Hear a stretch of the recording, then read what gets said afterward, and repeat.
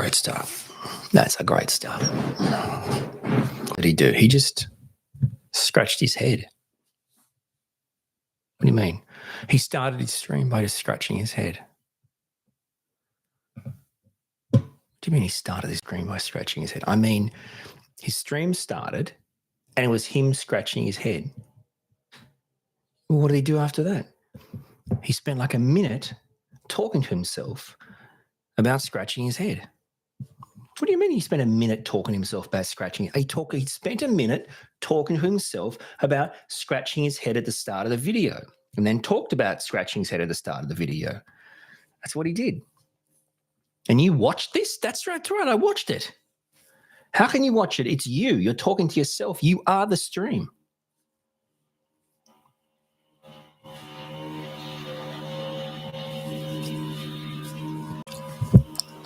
Hi, everyone. How you going? Hi, Lachlan, Claire, Autistic Jenny. Hey. Now, is it Aviar? How do I say that? Aviar? Rachel? It does sound like that autistic guy. Claire, you're right. Whitney. Hey, Whitney. How are you? Welcome. Thank you for being here. Lexi, hi. B. Red Jen. Jane. Jenna G. You got it. So did I get it when I said Aviar? Aviar?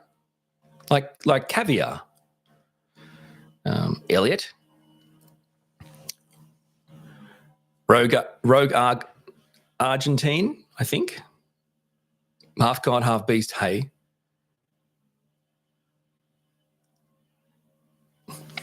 Welcome along, my friends. Welcome along. You seriously can hear the yard work, Jenny? Good for you. This mic must be killing it. This mic must be absolutely killing it, and you must be having this really loud. I apologize. Yeah, there's someone doing whippersnippering or something. Not with me. I'm saying on the street or something. So I'm sorry about that. Hopefully it won't be too in your face and agitating. I apologize if it is. Now it's really loud to me. It's really loud to me. All right, we'll just do our best. We'll do our best. Shit, now it's like it's inside my room.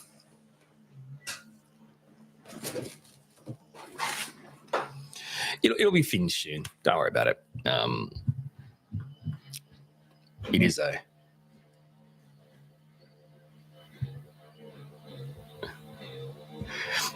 It's going to be louder for a second because it seems like it's getting closer to, on the footpath, like the nature strip and stuff they do. It's getting closer to front of our house. It's got much quieter now for all of a sudden. I think he must have fallen down a hole. Maybe I need to call emergency services. There's a man whippersnippering very loudly out the front of my house, and now it's muffled. I fear he has fallen into a sinkhole and is now whippersnippering the center of the earth, maybe the earth's core, the molten, I'm not sure. Poor guy. Luckily, he's in high vis, which doesn't melt at all in the core.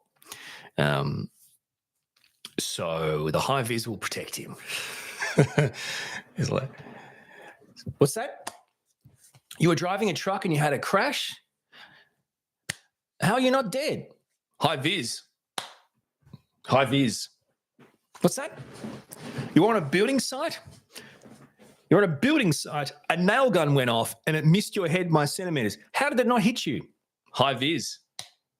High vis. The nail saw the high vis and deviated the last minute. Yeah? It deviated the last minute. It was going to hit my head, but it just kind of clipped my ear, right? Just kind of clipped my ear. It was going to hit my head, just clipped my ear, this nail.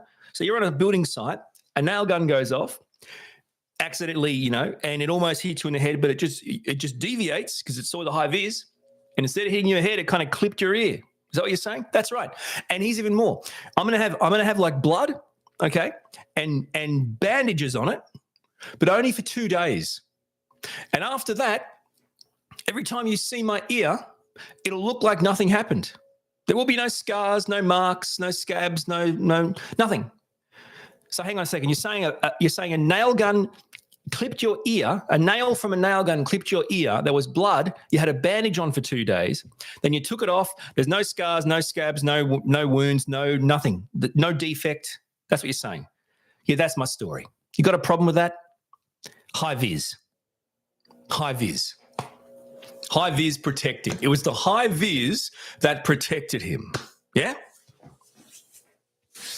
All right. And cut. All right. Jennifer.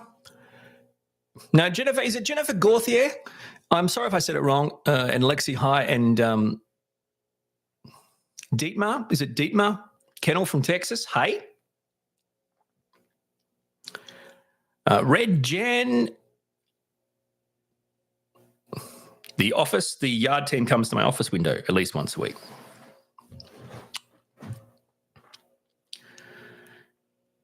Hello there to a name I'm unable to read because of the symbols. It could potentially be of another language. I'm not sure, but I apologize. The high vis conversation is because there seems to be some Americans call it yard work. I'm just going to call it whippersnipper work, the old whippersnipper, which is happening, close proximity, and it's extraordinarily loud, and I apologize. I'm glad I said your name right, Dietmar. Now, I feel like I'm not going to say it right now. I've said it right. Dietmar. Originally German, you pronounce that perfect. I feel good about that. It's not better now, Whitney. Give it a few seconds. I think it's getting worse again. The high vis saved him. The team arrived. They craned him up out of the sinkhole, and he's back. And as if he should be going to hospital and get checked over, the man's gone, no, I wore high vis, completely fine. You were in the center of the earth. What do you mean the magma was surrounded? A high vis, I'm going to just go on my job. I'm going to just get on with my job. I'm going to do my thing. God love him. Late diagnosed autism high. Whitney, you like the word whippersnipper? I'm not going to let my autistic mind get the better of me and say what I want to say. But yes, I like the word whipper snipper. I'm not going to say it. I like the word whipper snipper too, Whitney.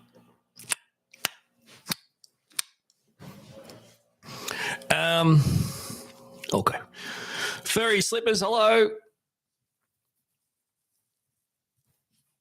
Yes, half god, half beast. You're right. You're actually right. He has the whippersnipper, the high vis, and he has a helmet on. You're actually right. Anna, hello, Anna. Chicken Junior. Hello, Ryan. I just watched some of your shorts. I'm wearing pants today. Black track pants, in fact.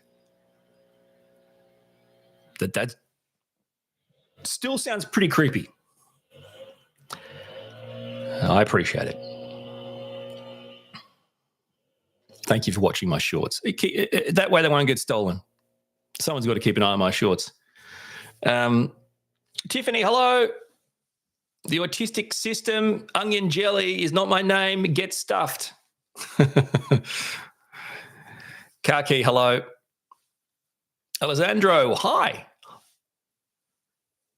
Furry Slippers, hope you had a good weekend, Orion. And then this is the title of my live stream, symbolizes what happened. So last week was my 10-year-old autistic son Conan's grade 4, year 4 school camp. So in Australia, I don't know if it happens in other countries. In Australia, during school time, the kids go on a school camp. So like during the week. And that happened from mid to the end of last week. So it's a big story to tell, and the title suggests it's a good story to tell. Mama Jama, hello. Red Jen, your grandpa used to call cheeky boys whippersnappers. That's right. Whippersnappers and whippersnippers is very different, though. Whippersnappers is like, little people snapping at your heels kind of thing. And whippersnippers is like a cool word for that device that you hold, a long stick you hold, and it's got a little spinny thing on the end and it cuts grass, yeah?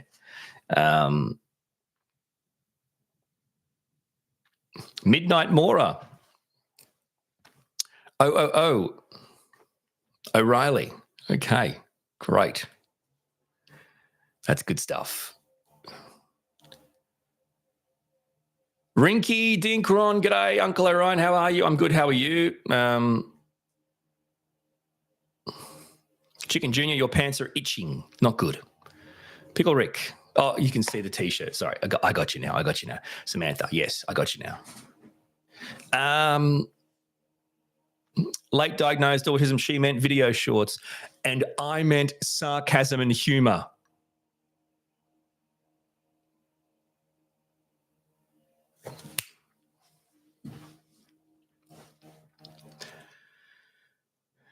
Ads. Has to be from New Zealand, ads. Kia ora. Has to be from New Zealand. Amanda's here. You missed 11 minutes, so not really much. Okay, so Whitney, how did camp go? Let me tell you. And to cue my amazing story,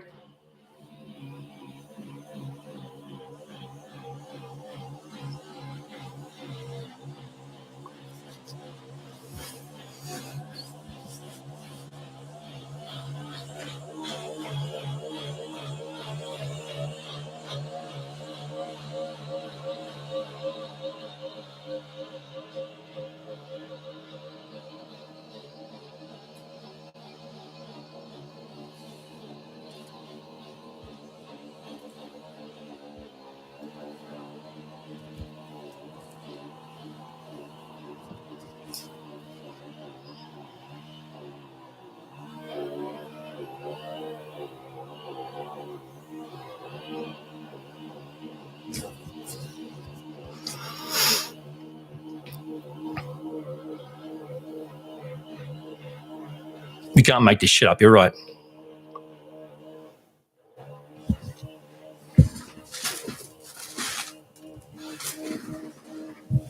So hang on a second.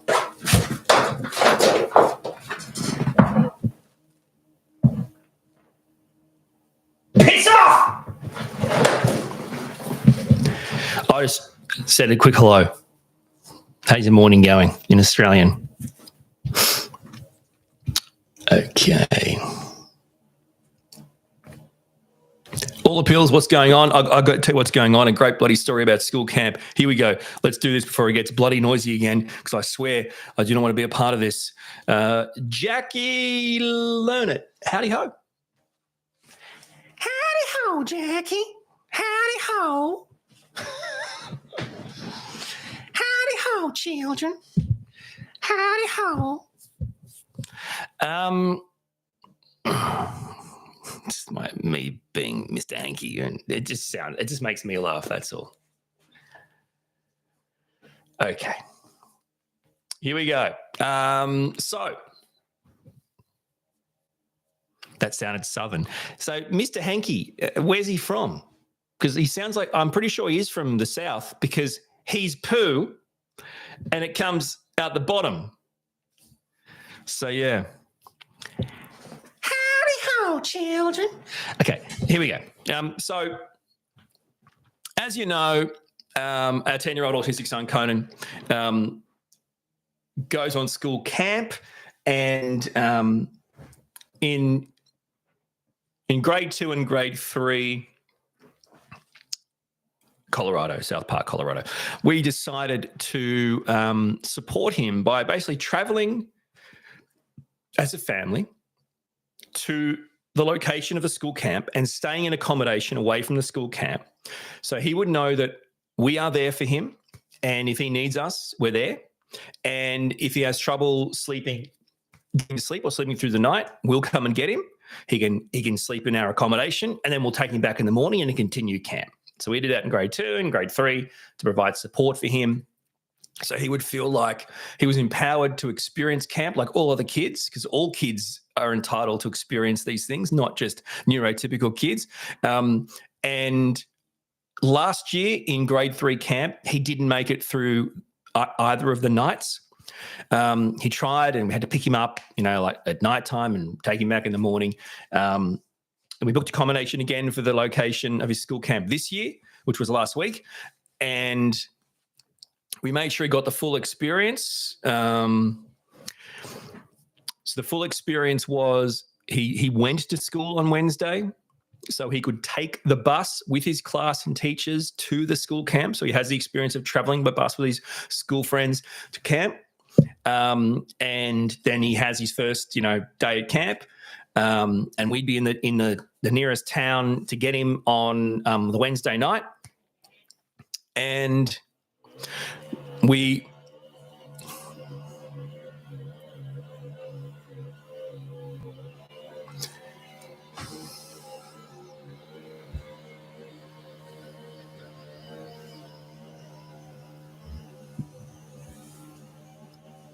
there can't be that much grass.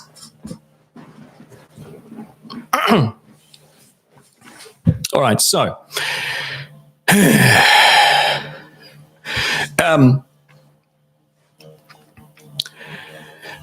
where were we? Let's go back. Wednesday night, obviously we're sitting on the couch. When's the call coming through? We're ready for the call, right? Because obviously we're ready for the call because we know that, Conan, he's a 10-year-old autistic kid, and he still, really needs support from us at nighttime through his bed routine, right? Going to sleep routine.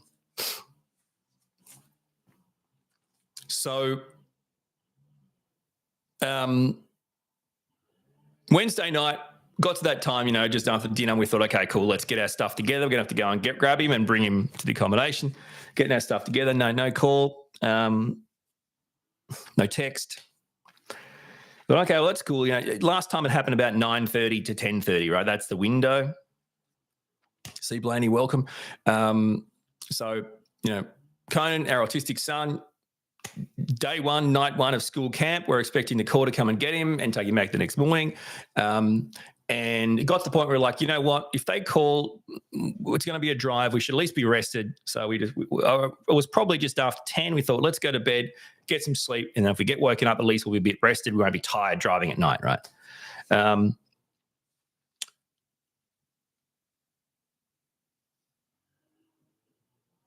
Oh, that's funny. All the pills. I apologize. And we woke up on Thursday morning. On Thursday morning, we woke up. There were no calls. There were no text messages. Then we connected with the teachers on Thursday morning. And yes, you heard it right. Conan slept through. Went to sleep, self-soothed, put himself to sleep, and slept through his first night of school camp ever. Grade 4, 10-year-old Conan slept through his first night of school camp ever. That isn't like so put it this way. Anything I've ever achieved on YouTube or any content or any of that is absolutely no significance compared to the achievement as a parent of supporting our kid in grade 2 and grade 3 and grade 4 to the point where he was actually able to enjoy camp, soothe himself, go to sleep, stay asleep, and wake up the next morning. That is by far the best achievement of our lives.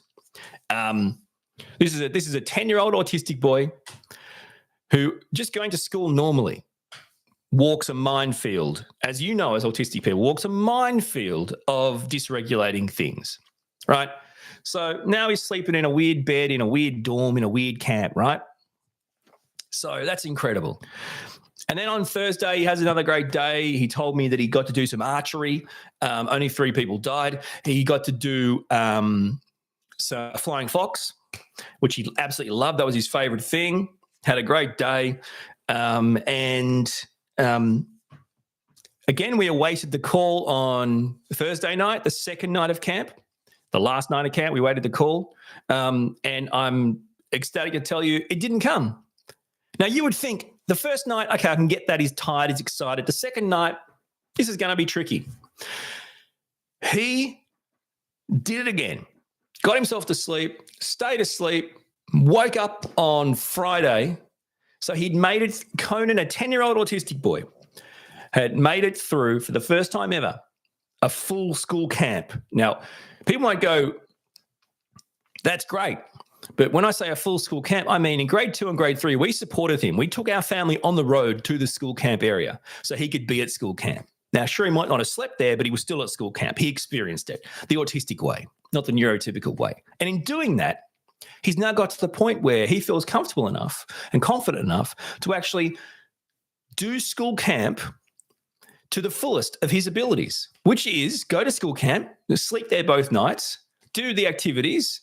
Sure, he didn't eat much because, you know, in his words, what did he say? I didn't have lunch. I didn't eat lunch ever. Like, oh, great, that's good, mate. What'd you have for breakfast? Oh, some toast. And what'd you have for dinner? Well, they served chicken schnitzel, but it was undercooked, so I didn't eat it. So it was undercooked. So everyone's violently ill now? Because I'm pretty sure they aren't. So what does violently cooked? What does violently? What does undercooked mean to you? Like, I don't know. I just didn't like the touch of it. Like, all right, cool, no worries, man.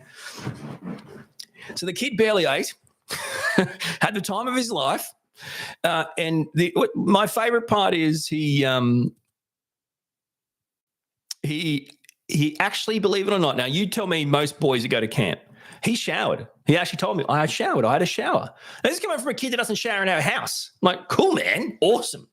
So that's when you think about it, this is an autistic boy. He's 10.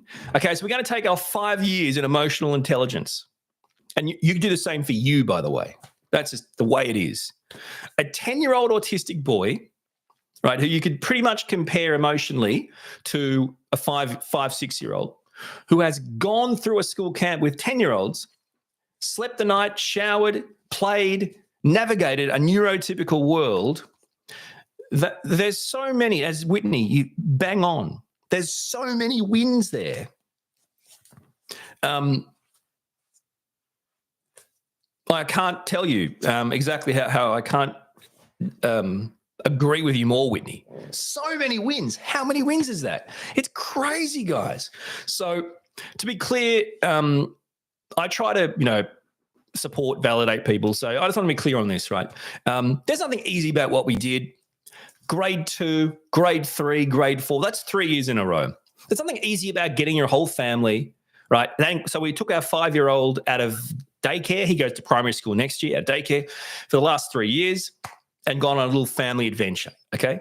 But really basically just to support Conan. He knows we're in the town. He can talk to us, see us any time. If he can't get to sleep, we'll help him, right? So we did that for 3 years. That isn't easy, okay? That is not easy. But what's harder is autistic kids trying to live a neurotypical life at school. And school camp, to me, is like the epitome of a neurotypical life. Like it's just okay to pick up your life and go somewhere else, right? Autistic families don't even do that on holidays. When we go on holidays, we basically like to call it, we're basically getting our house and plonking it down somewhere else, right? Get to the location, go to the supermarket, buy all the groceries and food they need to eat. They will eat. It's like a relocation. I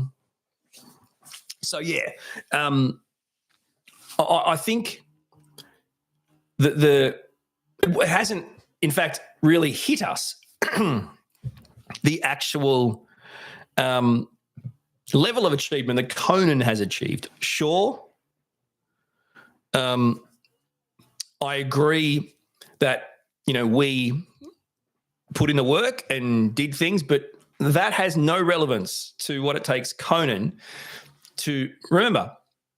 You can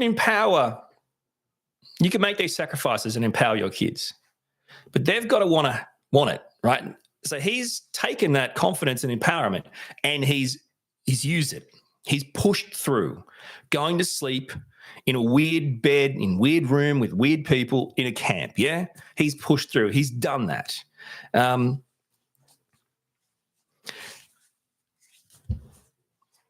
So yeah, thank you, all the pills. I appreciate your support again. And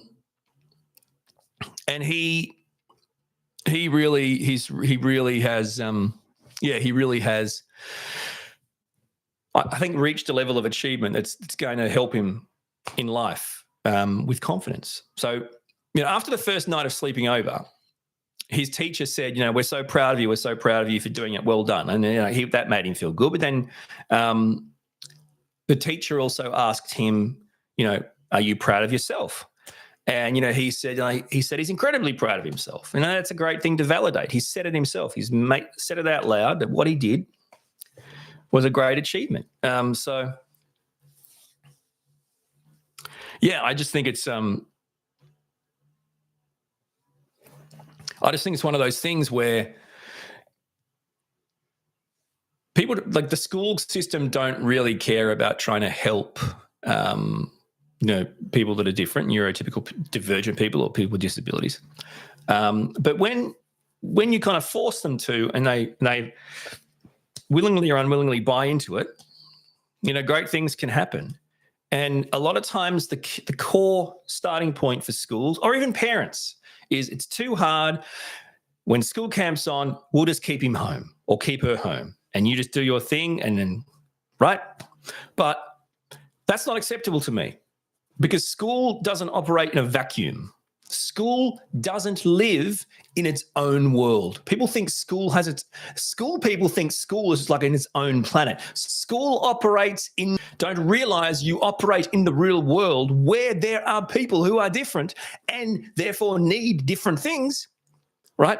You must provide that. And that's because you don't get special rules. There is no vacuum. It's the same bloody world. So, yeah, I really think, thanks, Amanda, I appreciate it. I really think that Conan has absolutely killed it. I mean, what a great accomplishment, bloody fantastic. And, the idea that all it really took was them knowing that we're there to support them, we're there for them if they need us, where we are. And that was enough. We're talking about something that people can't underestimate. Like an autistic kid doing something that most autistic kids would probably never do, be super fearful of doing, or may well not make the first half a day, right? These types of away from safe people exercises, school camps. We're going to take you away from your parents, your house, your safe place, your bedroom, your devices, your tools, your special things, everything that you need to function in a neurotypical world. We're going to take that all away from you, and we're going to take you out to some weird-ass place in the middle of bloody nowhere, where all school camps are for some reason. There's this is how they go. They basically go, all right, cool. Welcome to the boardroom, the board meeting of School Camps Australia. Okay, cool. First step on the agenda, School Camps Australia. Best location to have a school camp. Let's have a think here. Let's go. All right, guys, the best location to have a school camp. And then some guy raises his hand, right? Oh, I got an idea. Oh, yeah, cool. What's your idea? The best place to have a school camp is the best place to bury bodies. Sorry, I've got. Who is he? Is he really on the board? What did he say? Yeah, the best place to have a school camp is put it like this. You'd ask this question. So to find out, is this the best place for a school camp? You'd ask this question. Could I bury a body here and no one ever find it? Okay, so let's make that the thing then. Let's do that. No worries. Okay, so it's got to be in the middle of bloody nowhere. It's got to be really bloody hard to get to. A nightmare to get to at nighttime. You'd never want to go anywhere near it at nighttime. And it'd be almost impossible to drive a bus out to it. Okay, cool. So let's get kids. Let's put them in a bus and let's send them out to this bloody location. If they make it there alive, they have a camp. If they're dead on arrival, you know where to bury them.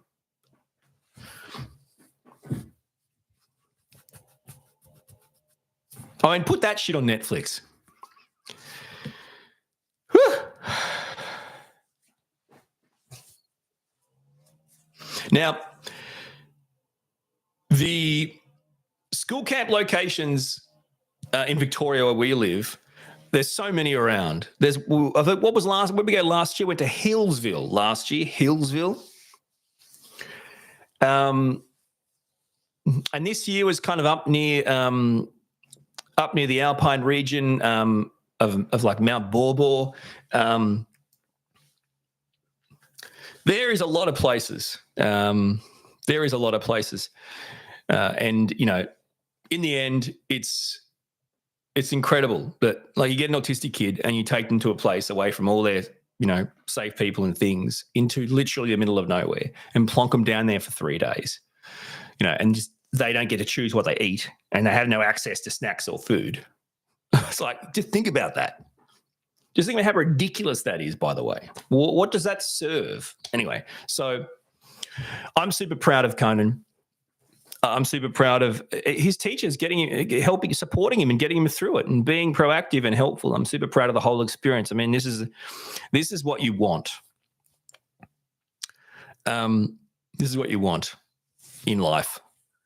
What we were probably never given. And, all the pills asked about, my camp experiences. And that's a great question. I mean, my camp experiences were riddled with anxiety, right? I mean, there's a lot of fun involved in with doing cool things with your mates. And certainly there's novelty in the things you get to do at school camp, which inevitably are the same things, right?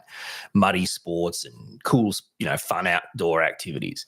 But most of it was just like riddled with anxiety. As an undiagnosed autistic kid, there was something about it that was so dysregulating, and it's even harder when you have no diagnosis or no direction, and you felt disconnected to the rest of the people there, and you felt like you couldn't ever feel comfortable or happy or in a groove. And there's something really horrible inside you as a kid when you have to go to a room 3 times a day and like get food and like sit down with other people and eat it. That's not, and that's the same process as jail, by the way. Like, I'm not too sure, why is school camp? So is that because once you bury the dead body, you inevitably get caught and you go to jail? So they're just training you? Because seriously, like eating at school camp is no different to jail. There's 3 times a day. You rock up in a line, you get your food, you sit down next to each other, right? Some people, you just hope you don't get shivved. You just hope you don't get shivved. You eat your food, you get the hell out. So I don't know. It's like, is it any different? Lights out, 8:30, lights out. Right, okay, cool. So we'll line up for 3 meals a day, right? No snacks in between, no access to food in between. That's weird. We'll line up for 3 meals a day. Then we've got to plonk it down and sit on a table with whoever's there and wherever we can find a place. Try and eat our food without getting shivved, right? And then what are we going to do then? And then, okay, cool. Then we have activities, scheduled activities, yard duty. Oh, okay, cool. We're going to do scheduled activities in the yard. Then what do you do then? Well, then you go to your room. You have a shower. You put pajamas on potentially. If you're like my son and all his friends, you don't change your undies once. Why would you? Again, that's just protection. And then what happens? Lights out. Lights out. This is the same thing. All the pills. No. What have you done? Here is a few bucks. Not a few bucks. A lot of bucks. For Conan and Hugo.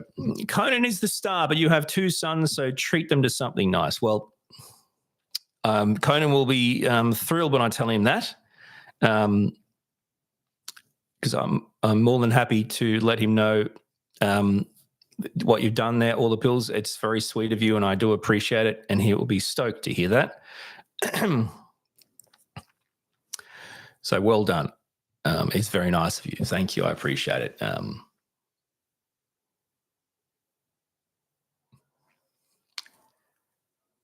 Yeah, Cherries Jubilee. You're right. Hey, Cherries, by the way. Great to see you. You're right. That food, right? It's just, to autistic people, the food they bat up at camp or jail, prison, is inedible, basically, frankly. So, but yeah, it's really interesting that the experiences are so different. So in Australia, and this is very different again, in Australia, in the state of Victoria, where we are, there was the grade 2 thing. There was, grade 3 camp. He's just done grade 4 camp. There's grade 5 camp. I'm not sure if there's a camp every year from grade 6 up, but there's definitely camps. So in effect, this kid's going to be going on a camp virtually every year, on or off, until he graduates. So you can just imagine every year we have to go through this same issue. And as autistic parents, this is tricky. I mean, you've got to think about it next year too. Hugo starts school next year. So in 2025, Conan goes into grade 5 and Hugo starts, they call it prep. Some might call it kindergarten, whatever you want to call it, right? He starts primary school. So it's a whole nother level of juggling things, but it's going to be very interesting to see how it all goes. But nevertheless, I think you just have to celebrate these things as autistic parents, or as parents of autistic kids, or partners. When you're when the autistic person in your life can be empowered to achieve something that people thought could not be achieved, you absolutely have to celebrate that, because that isn't an easy accomplishment. Like doing hard things, using empowerment and encouragement to do hard things, to achieve things you never thought you could do, is something to be celebrated. But also the impact it has on the autistic person. The impact it has on an autistic person is, we have to think about it. You're filled with this sense of confidence and this sense of, I'm able to actually push myself, not push through things, like push through masking, push myself to achieve things I want to achieve. I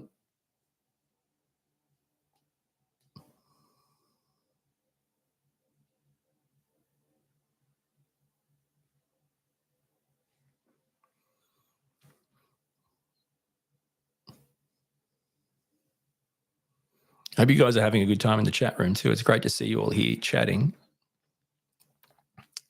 PMF, hi Ryan, I was just in 2 hurricanes in a row. Well, I mean, that's crazy. I hope you are okay. I know it's been a pretty horrible time in different parts of the world, in the US. Especially difficult to know what to say to neurotypical people that are concerned in order to avoid causing just world fallacy. I'm not sure if I understand what that means. Can someone help me out with that or answer that question? Tim S, face our fears. I mean, absolutely. I mean, this is the thing. Everyone has their own ability to face challenges and obstacles, and everyone has a choice. But from my point of view, I reckon it's a good thing, because fears in many ways usually are like some sort of illusion you've created to protect yourself from something that you don't really want to do, or know what would be like, or want to put off. So it's always good. I mean, we know Conan is capable, right, of sleeping. Everyone does eventually. But in his mind, he had a fear of being able to go to sleep, without the support of his parents, his mum, his house, his bed, his stuff, right? But he realized he can do that. And now that fear doesn't exist, right? That's something that he's broken himself, which I think is incredible.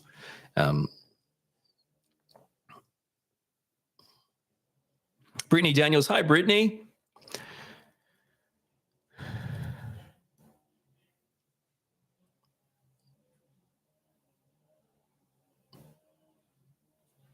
C. Blaney, facing fears didn't make them easier. I mean, absolutely everyone's experience is absolutely different. I completely agree with that. I think from my experience, I'd be lying if I said I can give you examples, but I do know that certain things I've kind of feared to do, when I've done them, I've enjoyed them, and it did make it easier. But there are certain things that are never easy, or you'll always be fearful of. So yeah, if I climbed on the roof of a building, that wouldn't make it any easier for me to do it the next time, because there's something about heights that I just can't deal with. Right? I just can't. I'm not the height guy. So I totally can respect that and understand that, but not everything. James of the Y, greetings, James of the Y. How are you?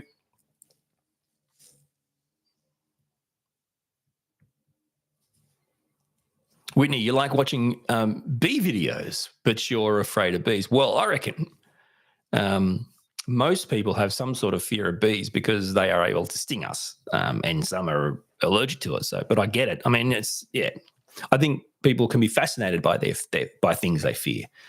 Absolutely.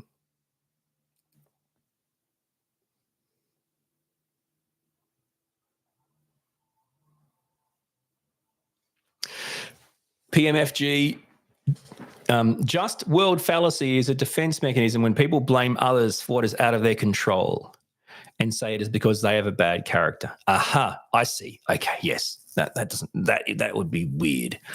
And they blame others for what is out of their control. Okay, well, yeah, because you can't really blame anyone for things that are out of your control because they're out of your control, right? Totally understand. Well, yeah, okay, yeah. There's very little you can control in life to be, I think as logical brain thinkers, we know that. There's virtually everything that's controllable is within you. The outside world and everyone who isn't you is basically completely uncontrollable. I mean, that's just, so yeah. People that get obsessed about changing this or changing that or doing this, doing that. I mean, it's a minefield, that's for sure. Cherries, you faced your fears and overcame many. That's awesome.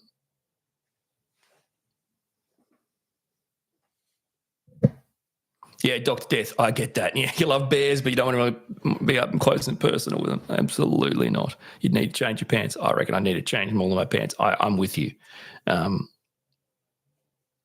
Totally get that. In fact, I don't know if I love bears, but I'm scared crapless of them.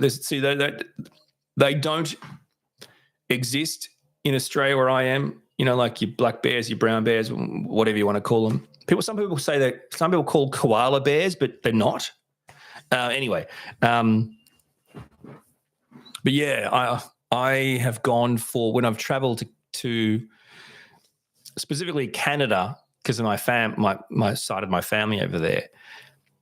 I haven't realized, like, I've gone for little hikes and stuff, because I like to kind of explore until later that's a bear area. And when I think about it, I was like, oh my God, I can't ever go back there again. I don't want to go down their place.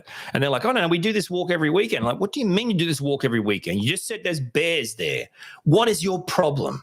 It's like, anyway, no, thank you. I can't deal.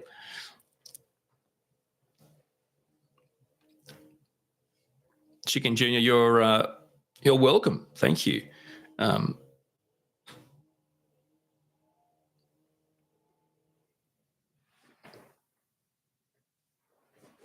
Yeah, PMFG. I use the strategy of expanding my tolerance to uncertainty. I'm trying to think. I'm not sure if it's a Buddha-based or a Buddhist-based kind of law or principle or theory, but I'm definitely a big fan of it, and I've used it in many situations. And let's just call it the law of impermanence. I am permanence, impermanence. And what is the law of impermanence? And that is that nothing in life is permanent. And how can you use the law of impermanence?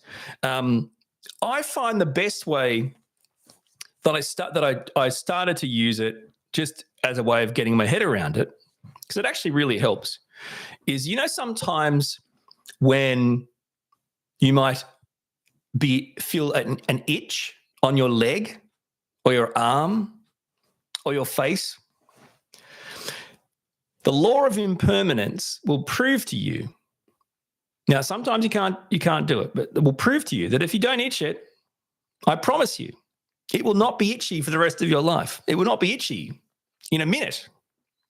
Like, it just is what it is. Now, I had to have a gut test. It was like a gut emptying test where they feed you this weird egg product, and then you have to lie down and go in this machine, and for 3 hours it has to like map your gut, and you can't move. I mean, you cannot move. 3 hours. And I used that theory in my mind to get through those 3 hours, because you want to move your body. You want to itch your body. Feelings come along. Things come along. And I just kind of focus on the fact that, nothing is permanent. Like, impermanence will help me. You didn't have to stay in the machine for 3 hours? That's a bummer. I had to. Yeah, John, it's not eating eggs and laying down for 3 hours. This is a different type of...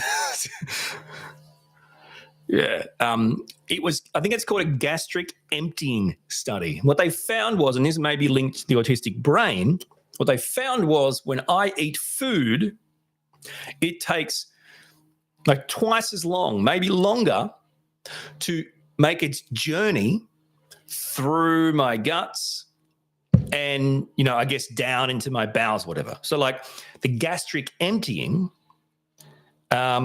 is significantly slower for me. So for example, and this is funny, but if the family has something, it might be a bit rich or whatever, and it starts to like give people like gas or they're bloated or belly aches or whatever, I'll be fine.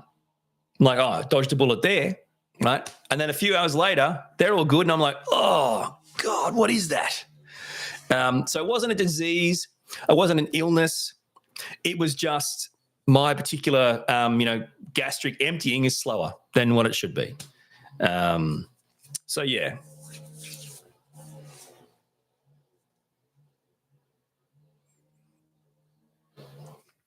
John Jeffrey might be getting diagnosed this week, nervous but optimistic. Well, I wish you the luck that you need if you do need any luck. But either way, it is what it is. You'll be fine, my friend.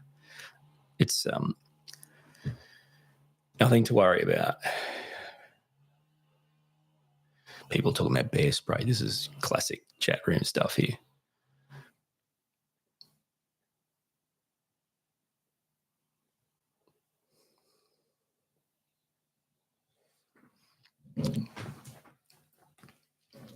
Now, what is happening, guys?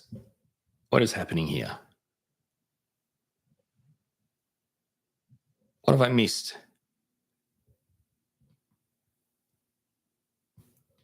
Oh, Jake, I'm with you. Jake, I'm completely with you. The gut-brain connection, and more specifically, how that relates to autistic people, I'm 100% fascinated by, have looked into and talked about, and I'm right there with you. It is, it's an undeniable connection. It's an undeniable connection. That's for everyone, I mean, that your gut and your brain are connected. And if your gut and your brain are connected and you were born with a different brain, a brain that's actually wired differently, that's why you're autistic, there's no other part of you that's autistic, then that must mean the connection between your brain and gut is different to the connection between neurotypical people's brain and gut. And therefore, what does medicine know about that? Not much. And therefore, what are medicine providing neurodivergent patients for gut issues, gastrointestinal issues? What? Nothing. But this seems like a pretty factual kind of question. Gut-brain is a connection. We have a different brain. That must mean that's an entirely different field of medicine. but it doesn't exist. There is no neurodivergent field of medicine. Yet, without our brain, there is no living body, right? You can be like your brain dead, you're in strife. It just doesn't make any sense. So it's a fascinating topic. And when you think about it, it just doesn't exist. Like your brain literally will control most of the issues in your body. And if you have a different brain, then how does that relate from a medical point of view? But yeah, I think it's fascinating. And I always say my gut didn't ask for chocolate. My brain did. Like, I just really feel like chocolate. Yeah, but your gut didn't. Your belly didn't go, hey, I really need chocolate right now. Put some chocolate in my belly. No. No. Your brain said, hey, I need a hit of chocolate. Me not feely goody, me not likey world around me. Me needy. Give. Give. Me needed the chocolate. Me needed the chocolate. My gut, don't give me chocolate. It's got dairy in it, and then I'll feel bloaty and gutty, and I'll be farting everywhere. It'll give me the runs. I don't know. Like, can we back off the chocolate? Anything with chocolate. Give me more chocolate now. Woo.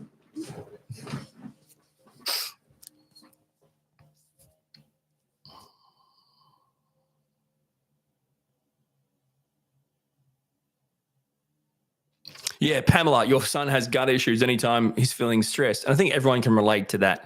A lot of people will talk about irritable bowel syndrome. But again, apart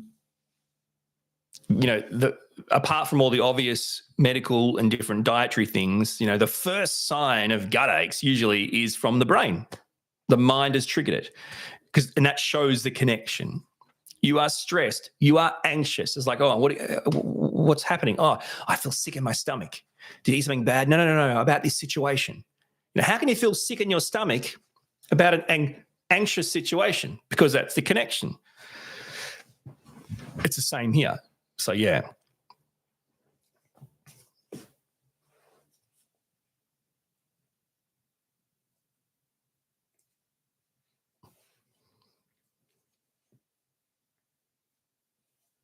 I find minimizing, a lot of people talked about it, but I've found minimizing dairy intake has definitely helped. Whether that's, kind of the lactose-free cow's milk, or whether that's different types of products. Like, for example, when I make coffee, so I'm from Australia, where we make espresso coffees, not the piss in a cup they serve in America. So I make a latte. I use almond milk, right? I just use almond milk for my lattes, and I might only have dairy, a small portion of lactose-free milk or whatever in some cereal or whatever. But, I try to delay it. I find clearly one of the worst possible things I can do is have too much cow's milk. Too much, and cow's milk's in everything. If they have too much bread, people go, that's gluten. Yeah, it is probably the wheat, but it's also the dairy. It kills me.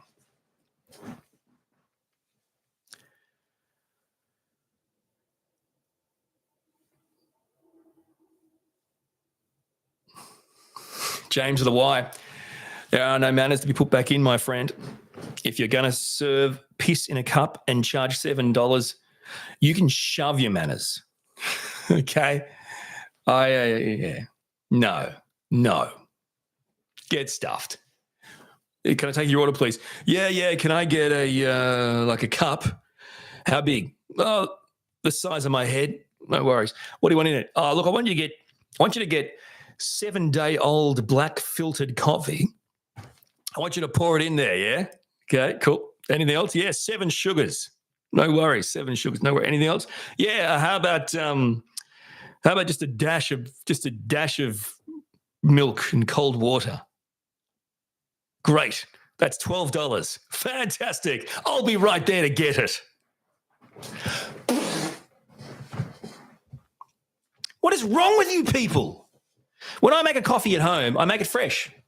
Like you get the beans. It's fresh. Mwah, mwah.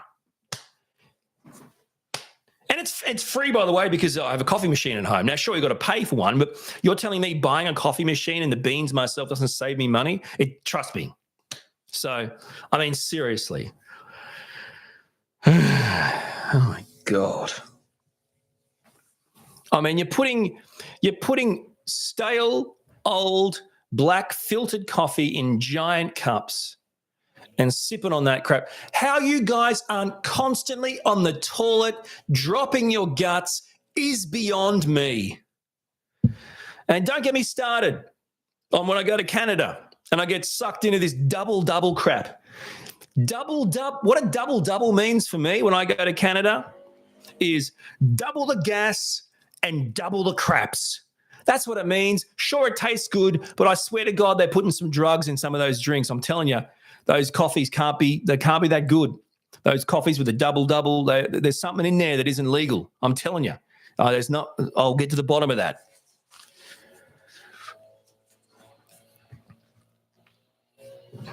James with a Y, not constantly. See, this is the problem with it. You're constantly on the can. No, Jen from Neurodivergent. In fact, can I just, I want to say something because she's just got here, and because she's just got here, to punish her, I'm leaving. Because Jen's just got here, I'm ending the stream to punish her. But before I do that, I want to say one thing, okay? I want to say when I was doing my rants just then about ordering a big cup with like filtered coffee at, like the Bucks place for $7 drive-through, I was thinking about one person. I was using one person to really make fun of that person and all Americans.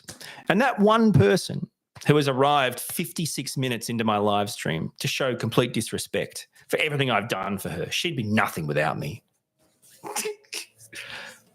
is Jen from Neurodivergent. She was my inspiration. Right, this is my impersonation again of Jen from Neurodivergent. G'day, welcome to Starbucks. Welcome to welcome to random too many bucks for crap. What can I do for you? Yeah, hey, it's Jen. Hang on, I've got to be more Kourtney Kardashian, not Kim. Kourtney Kardashian. Yeah, hey, it's Jen. Why are you saying your name? Yeah, you know me. I'm the regular girl that comes every day. Hey, can I have like the biggest cup you've got with like, I don't know, what's the oldest filtered coffee you've got? I'll get that. Put in that cup there. Yeah, cool, man. Great. That's $17. Throw in some more sugars for me. Yeah, great. That's $20. Put on a lid. That's $35. How about a straw? $40. Great.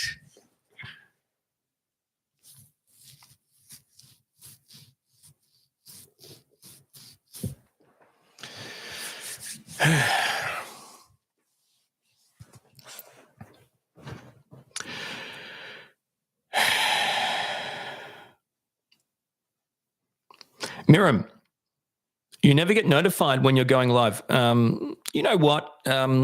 Have you ticked? So I never say this stuff, but have you like clicked the bell thing, the notifications thing on my channel? Because I think you got to click the bell to get the notifications. If you don't click that bell thing, you don't get the notifications. That could be the reason why. The other reason why is because no one wants to be notified of my live streams because, as people like to put it, they're never about anything. They don't achieve anything, and they're just basically crap. But anyway, no sugar, says Jen. Okay, cool. So Jen, do us a favor. Jen. Type in the chat your exact coffee order. Word for word, I want to know what you order. Word for word, type it in, your exact coffee order. Let's see it, Jen. 100 people watching, 100 likes. I'll take that. Venti black coffee. No, that's not enough information for me. I want more. What do you actually say? If I'm the guy, welcome to Rip Off Bucks. What can I take your order, please? Yeah, can I? Oh, is that you, Jen? Yeah, great. Well, just the regular? Okay. I'm away for the day. It's the fill-in guy. I don't know who you are. Venti black coffee, please. You smart ass son of... All right. Okay. By the way, can anyone in the chat room read MRIs? You know how I always tell you, you better buy my book because it could be imminent. My death, it'll be more expensive. Yeah, something I really haven't kind of mentioned to people before, not even Jen from Neurodivergent, which is weird. I had some MRIs recently, and I'm waiting on results, but I've got the pictures. I mean, either way, you know, I might see Christmas.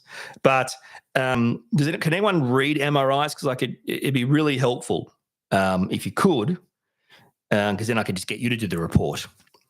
That is not a joke. Definitely not a joke.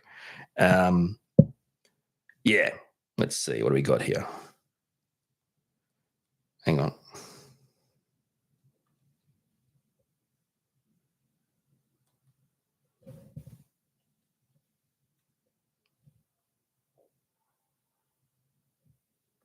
Anyone?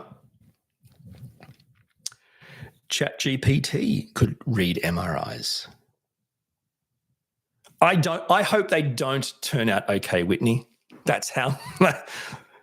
I hope they don't turn out. By the way, can I get some sort of like round of applause? Don't send anything to me, but can I get some sort of round of applause that I survived an MRI? An autistic person who's claustrophobic survived an MRI.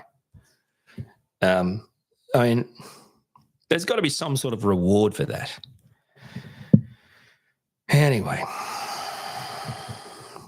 I'll just try and get these pictures for you, okay? Hang on a second. Better see how close to death I am, which is in no way affecting me.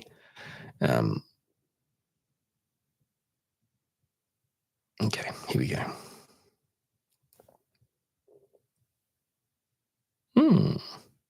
Interesting. Very interesting.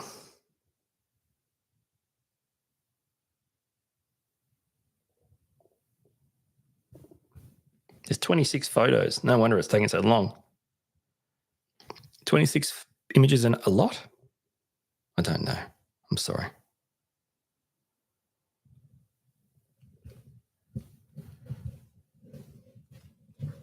Stand by.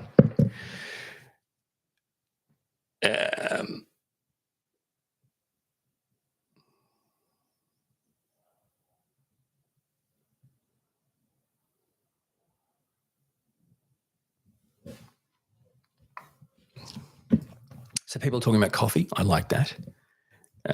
Let's see. So many images, it's slowing down your live stream bitrate. Oh, no, I'm not doing it on the computer. I'm doing it on my phone, but obviously the internet's crap, is it? I apologize. Could be you, though, or YouTube. Don't always blame me, but I'm happy to take the blame. Oh, here we go.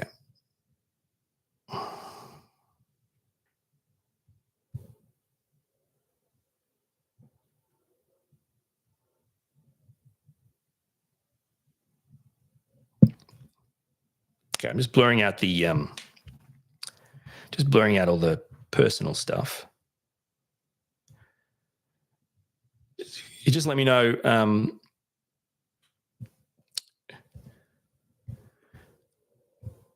Let me know if you think it's Christmas or Easter before I'm gone. Any ideas? No? Okay. That's fine.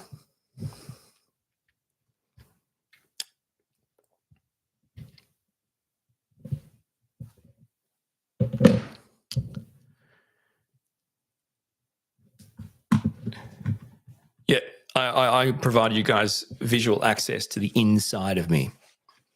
What live stream does that? Looks like I'm pregnant, says James. Congratulations. Wow. I appreciate that. Thank you. Though if I am pregnant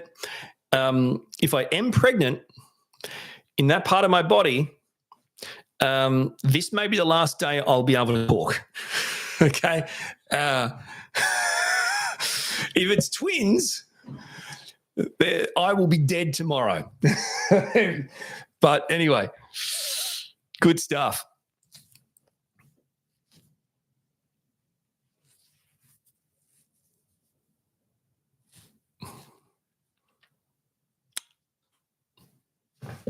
Now, I was trying to look up Jen's thing, but she did. Is she still here?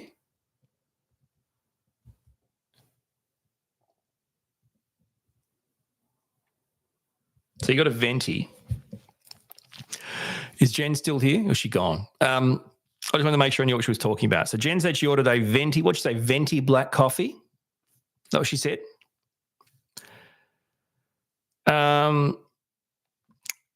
No, Jake, you're wrong. You're wrong, Jake. A venti means a playable Anemo character in Genshin Impact. He is a free-spirited, wine-loving bard of Mondstadt, belying his identity as Barbatos, the Anemo Archon. So it seems like Jen orders a playable character with black coffee. Okay.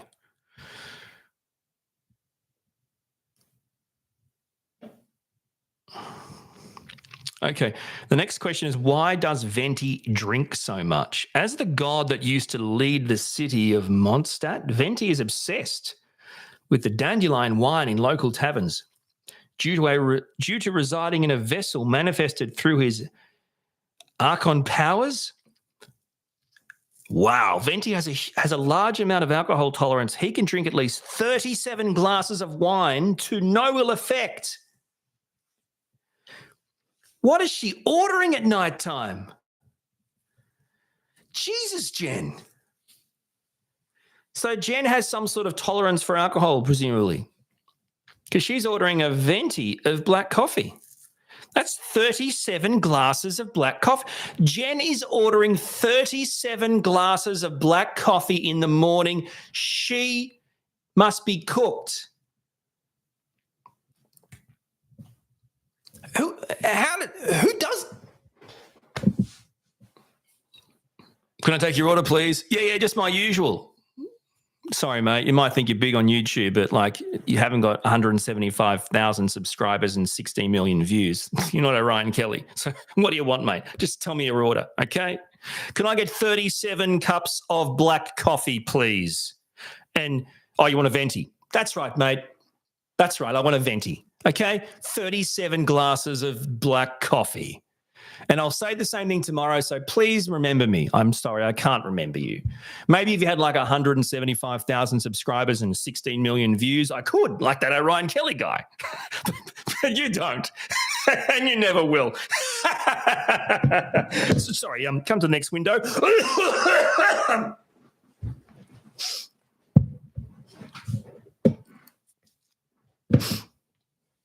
my God. I apologize. Ernestine, you're not late. You're like at the end. Ernestine, an hour and 8 minutes. I've been going for an hour and 8 minutes. I'm legit about to go.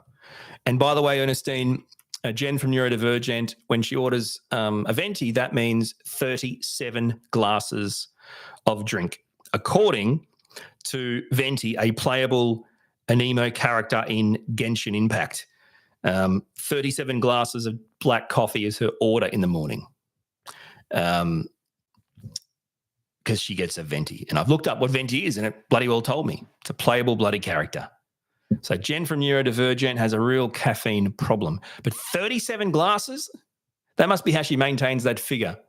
I will have you know, I'm their favorite customer. They tell me that all the time. Yeah.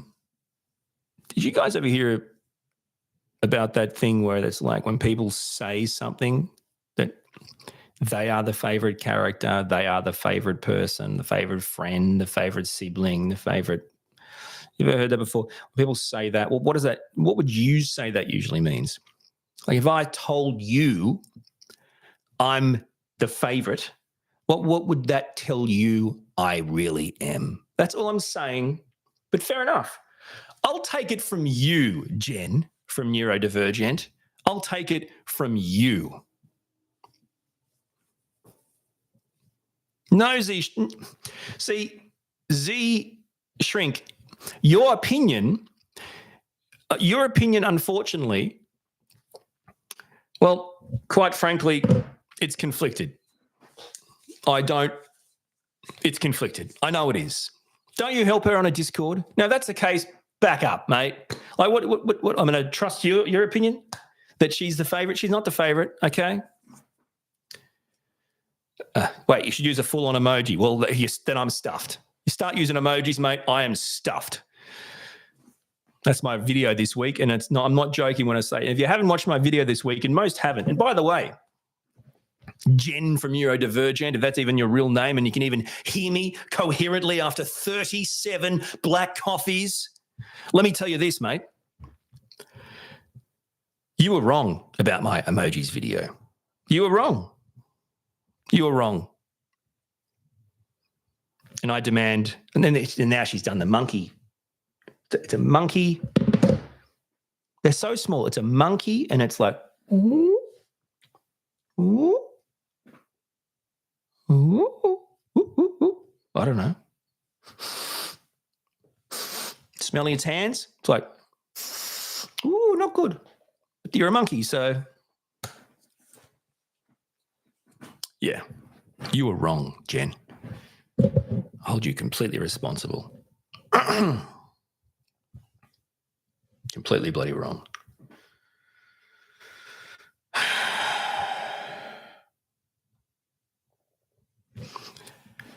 My AI explains emojis. Some of you have watched it and enjoyed it. That's very nice of you. I really appreciate it.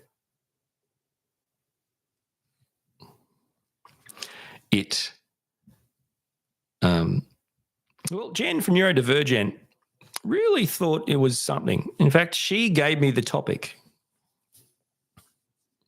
Where the white women at? Oh my God. The things you say on YouTube, you could not say anywhere else. Hi from Thailand. Get a different name, mate. That'd help me. I mean, like, seriously, someone, you see what I'm saying? Like, I'm just, listen. I'm just reading out people's bloody names to say hello to them. That's what you do on YouTube. Like, if you've just tuned in and the first thing you hear is like me, like, hey, where's the white women at? Like, you know what I'm saying? Like, I'm just saying hello to a person, okay? It's not my fault. It's their stupid bloody name. And I won't just get stuffed, okay? That's all I'm saying. Anyway, Jen from Neurodivergent, she actually gave me the idea of doing a video on emojis. I think it's because when she comes up with good ideas, she wants people to actually see them. So when she comes up with good ideas, she gives them to me because she wants people to see them. All the other ideas, I would just go to her channel and you'd be able to see them.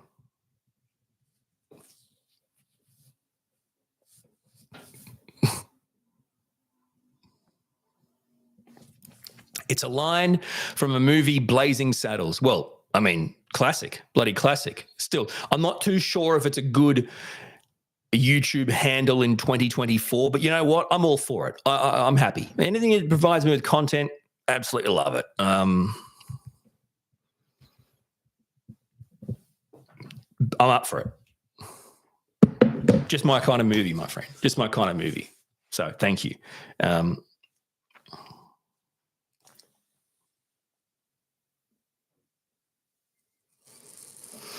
How does a person learn to understand friendly banter from people in the Commonwealth? So you mean like Australia and New Zealand and Canada? I always miss that they are joking. I work with people from the UK, Australia, and New Zealand. I thought they were annoyed. Okay, so good point.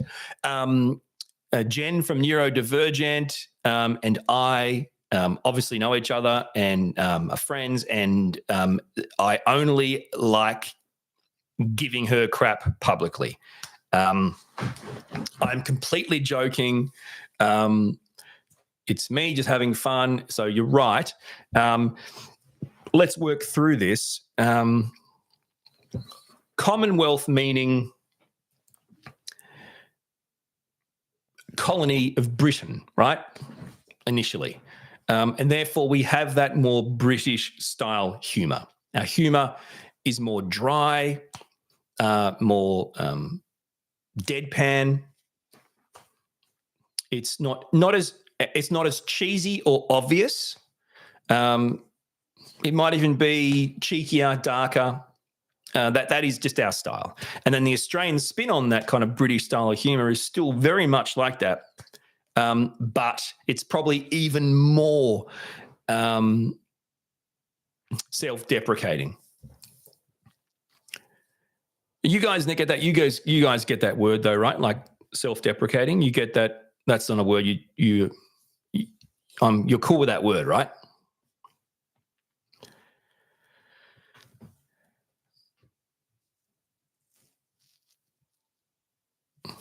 And I was in no way joking about anything to do with American coffee, by the way. That was me telling the truth. The reason why I ask you guys if you guys are understanding of when I say self-deprecating is because my good friend Jen from Neurodivergent thinks the word is self-depreciating. That's right. When she makes fun of herself, she thinks her value is going down to when she sells herself, it will be worth less. That's right. She thinks she's a car. That's right. Jen from Neurodivergent, when she gives herself crap, thinks she's depreciating her value. She's self-deprecating is what she's doing. I just didn't have the heart to tell her. She thinks her value's going down. She's depreciating in value. She's self-depreciating. She's claiming herself as a tax write-off when she gives herself crap. I've heard her say this repeatedly for a long time, and I've bit my tongue. But I won't bite my tongue any longer. Value going down, Jen. You better say nice things. Right? You're not depreciating. You're not defecating. Right? I mean, seriously. What is wrong with you people? You can't make coffee. You can't use the language correct. And it's not American. It's English. Okay? You can learn it or you can't. It's up to you. But your value is not going down. Thank you. I mean, it is, like your subscribers and your views. But what I'm saying is, zing! Zing!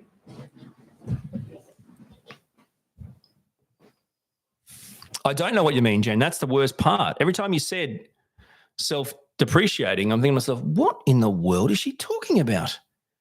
Who is this person? So regardless, I didn't know what you meant. Regardless, all I thought was, you don't know what you mean.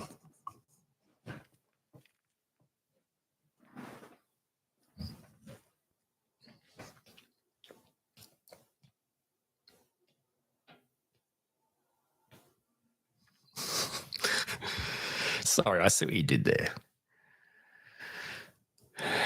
Irregardless, I see what you did there.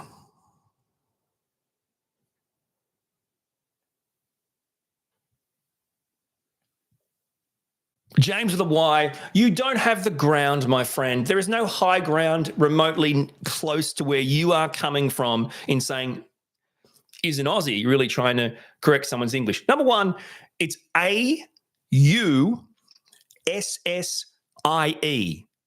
You're referring to a rock star, right, who can barely talk. Okay, I'm not Ozzy Osbourne. I'm an Aussie, A-U-S-S-I-E for starters, okay? So there's the first issue with your high ground and you thinking you know English, all right? So, trust me, you're the Anakin Skywalker, my friend. I'm Obi-Wan goddamn Kenobi. If you want your arms and legs chopped off, go right ahead, champ, because your high ground is no longer existent. There's nothing there. Just your Ozzy Osbourne reference to what makes no. What are you talking about? A-U-S-S-I-E, Aussie. We come from a land down under, my friend. All right. I mean, seriously.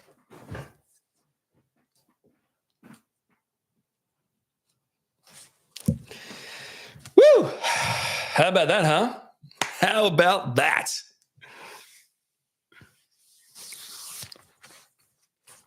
Bingo. Did I give you all the bingos, James? What did I give you?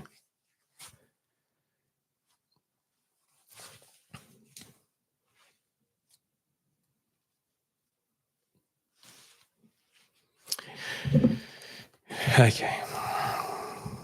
Is it late, Whitney? Is it late? Is it time to go? It's time to go. It's time to go. I mean, seriously, is bingo? Is it? Okay, cool. It's got to be time to go, right, Whitney?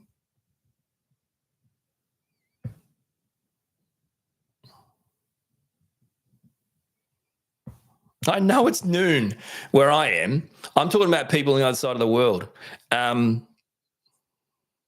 Okay, so it's not late for everyone, but it's late enough for me to go. An hour and 21 minutes is a nice, sweet spot. We can't all do 4-hour live streams to 7 people and, talk about nothing. That's not what I'm going to do. I'm just not going to do it. I'm going to do 1-hour live streams to a couple of hundred people, and that makes more sense than 6-hour live streams to 7 people. All right. You guys are the best. Thank you so much for being here. I can't believe you guys are here, but you are, so thank you for being here. I really appreciate it. You always make my day, and I know I always make your day. I know I always make your week. Anyway, you guys are amazing. Thank you for being here. Thank you for sharing my joy of Conan making it through camp, and that a great achievement. If you haven't already, don't forget to go to Jen's channel, Neurodivergent, and unsubscribe. Damn it. I apologize. Mama Jama, I'm so glad you're liking my book. I appreciate it. You guys are awesome. All right, guys, have a great week. It's Tuesday for me, Monday night for you, probably, depending on where you are. Have a great week. It's my birthday week, and that means you probably won't see or hear from me for at least a week. I'll be in. Okay, I'm being serious now. I'm being serious. I will probably go into a deep, dark hole in the next few days that I won't come out of till next week because I hate my birthday and I hate the whole week leading up to the birthday. My birthday's this weekend. I will legit probably not talk to you or see you for a while, and that is a fact. I hate my birthday. I hate everything about it. I hate leading into it. I hate what it makes me feel about and think about. I will probably be in a deep, dark hole. Then I'll get my MRI results, and then I'll be dead. And then, shut up. Okay. See you, everyone. Enjoy.